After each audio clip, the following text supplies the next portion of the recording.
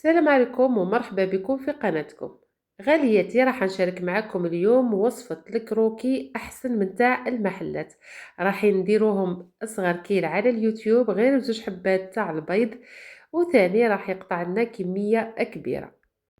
راح نشارك معكم مقادير جدا جدا جدا مضبوطة وطريقة سهلة، يجيكم خفيف ريشة مقرمش وبنين يا البنات. ما عليكم غير تتبعوا معايا الفيديو الاخير بكل التفاصيل، وانا متاكده بلي راح تعتمدوا الوصفه. والى عجبكم الفيديو ما تبخلونيش من هذاك الجام، وفضلا وليس امرا اشتراك في القناه وتفعيل زر الجرس باش يوصلكم كل جديد. وقبل ما نبداو ما ننساوش الصلاة والسلام على سيدنا وحبيبنا المصطفى محمد صلى الله عليه وسلم. مباشرة راح نمروا للمقادير وطريقة التحضير. بسم الله نبداو مع بعض في الوصفة. بالنسبة للمقادير عندنا زوج حبات تاع البيض يكون بحجم كبير ولا متوسط. نزيدو رشة ملح،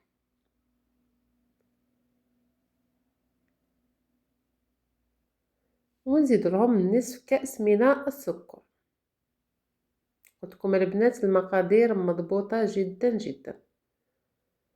ملعقة صغيرة من الفانيليا سواء كانت بودرة ولا سائلة، ديروا واش توفر عندكم في البيت.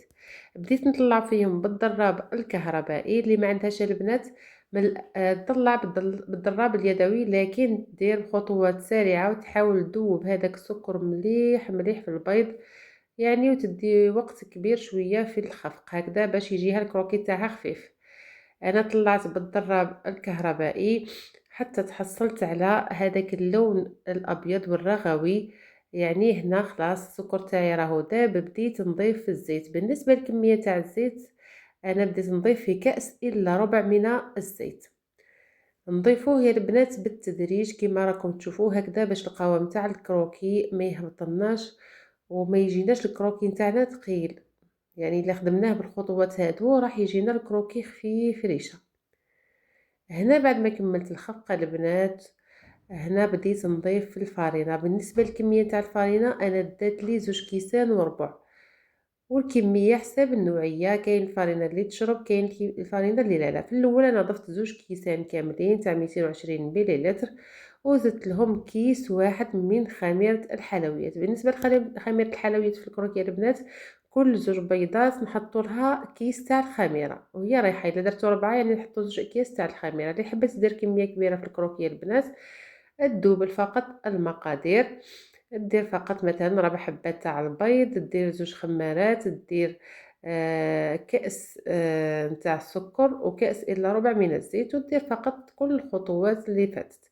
هنا البنات بعد ما لميت العجينه لقيتها طريه بزاف، كما على بالنا كامل باللي العجينه تاع الكروكي يليق تكون طريه ماشي ناشفه. اذا كانت ناشفه ما راح يجيكم الكروكي تاعكم مليح.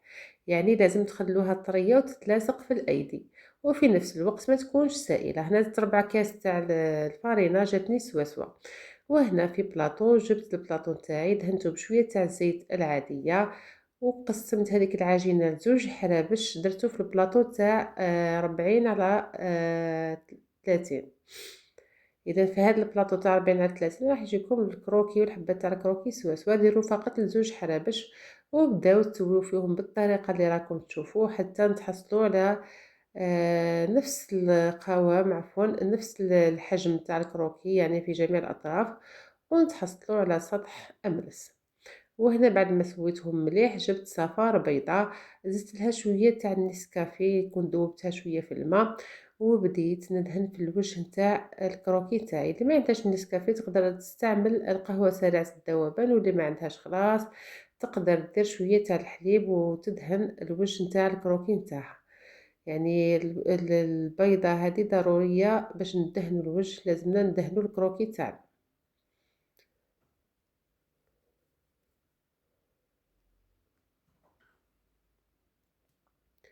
بعد ما نكملوا البنات جبت فرشيطة كما راكم تشوفوا نديروا الشكل على الطريقة التقليدية. هذا هو الشكل تاع الكروكي، ما نقدروش نستغناو عليه، لازمنا نديروه بهذه الطريقة.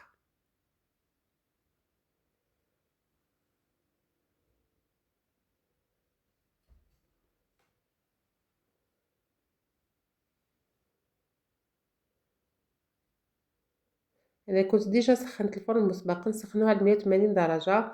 خليوه يسخن مليح. بعد ما يسخن البنات خليوه يطيب من التحت. بعد ما يطيب لكم ضربوا له تحميره خفيفه كما راكم تشوفوا، وبالكوا يتحرق لكم. هنا بعد ما طاب لي شوفوا الحجم نتاعو كيفاه زاد، يعني الله يبارك ما شاء الله.